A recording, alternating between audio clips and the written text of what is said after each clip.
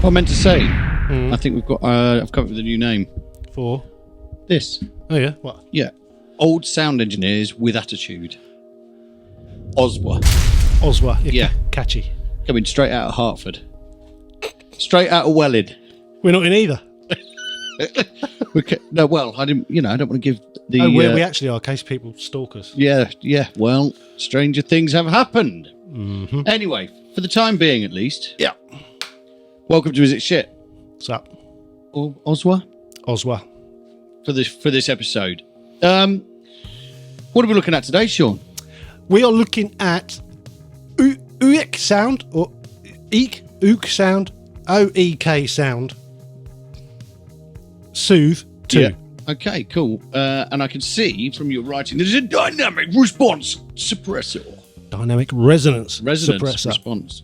Yeah, dynamic resonance suppressor. So basically, Soothe, you insert it over your audio and it listens to it and it then thinks, right, that's a particularly nasty frequency, I'll get rid of that. And it basically turns it down, is what it does. It's like audio germaline. helping to relieve itching and irritation. It is like a very clever fix-it kind of plugin. So if you've got a individual track in your mix which is great, but there's just one horrible, nasty resonant frequency in it, you insert this, it will find it, and it will turn it down, and it will turn it down dynamically, which means it'll only turn it down when it's there. So if there's other stuff going on in that audio loop or on that track, and that nasty bit goes away, it will put those frequencies back again. Okay, so if I was mixing a 16-track mix, Yep. and I put this 16 instances of this, would it EQ all of my mix for me? No, it would get rid of problems. I think if you inserted 16 of them, it might cause a few. Yeah. I mean, it's for fixing issues. Okay. I think it's particularly good in mastering. Yeah. Just because, if you get sent a mix where the mix is fine, but there's some horrible frequencies in there because it was mixed in a room that wasn't very good, this will find them and sort them out to the point where you can then move forward and do some positive So EQ. it's corrective EQ, isn't it? It's corrective EQ. And masking frequencies, is that what we're talking about? Yeah, kind of. Is it listening to a whole mix? No, it listens to whatever you insert it on. So if you insert it on a drum loop, it's just listening to that. If you insert it over the whole mix, it will listen to the whole mix. It's got a load of presets for specific jobs, but basically you'll see in the graphic interface, it will show you things which are issues, and if you want it to, it will deal with them. Oh, cool. Yeah. It's really, really clever. It's one of those plugins where there's really nothing out there in the hardware world that can do that. There's very little in the software world that can do that without you getting involved and automating it. This takes all that away. So it's not just a dynamic EQ. It's not It's not an intelligent dynamic EQ.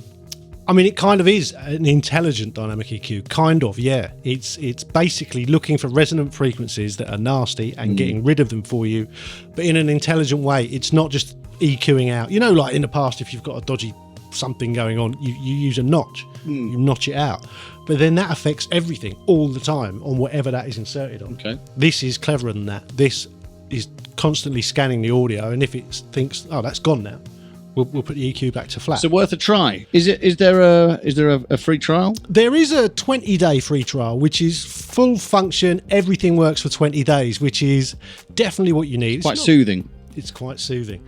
But you need it for something like this, because I think this is one of those plugins that until you try it, you're not going to understand how much it can do for you. So is it worth how much I can see it costs? I know what you're saying there, because when I saw how much it was, after I'd already seen people using it, I was like, I've got to get it. And then I saw the £175 price So there's tag, proper reviews as well that are worth looking at. Oh, there are proper reviews. Okay, yeah. By proper people, not just us. No, great. I thought that's a lot of money, but then if this was in a box, 175 quid. yeah, 175 quid. But if this was a piece of hardware in a box and it was 175 quid, you'd think, well, that's too cheap. Yeah. That can't be any good. So, we've got to start looking at the prices of these things slightly differently, I For think. what they actually do. For what they do, the job they do, this couldn't be in a box, I don't think. That wouldn't possibly work. So what would you put, what's this compared to? What would you compare other examples of plugins?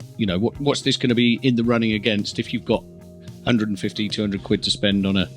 There isn't much else that will do this, to be honest. And without automating a dynamic EQ or There's something called Track Spacer, which we're looking at soon. Yes. Which does a similar thing, slightly different thing, but similar.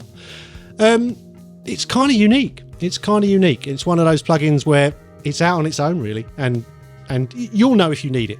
If you're a mastering engineer, or if you have a lot of problems with your mix bus in that you've got resonant frequencies which you just can't seem to find, this will do it. This will sort it out. Uniquely soothing too. Uniquely or soothing too. Yeah. Soothing as well. Soothing as well. That'd be a good name for it. Soothe 2. Yeah. Great. So, Sean, the OEKSOUND Soothe 2, is it shit? Not at all. No, it's really, really very good. I think, again, we've mentioned this with some plugins before. If you're like a bedroom producer and you're throwing beats together and stuff, this isn't something you need to look at. But if you're in a slightly more serious position of sending out finished mixes or masters, then this is something you should look at. Cool. Well, I do. I send them to you. You do, yeah. And then I use Soothe 2 to fix them. Excellent stuff. There you go. There's your answer, people. Don't forget to subscribe to the channel. Yeah, and obviously we've got the Patreon if you want to support the channel, and we've also now got an Instagram, which is Studio Life 101. Yep. And we've got a plethora of online stores and spaces and website and we do. What have you. All the links are just below this video. They are. Cool. We'll see you next time. See ya.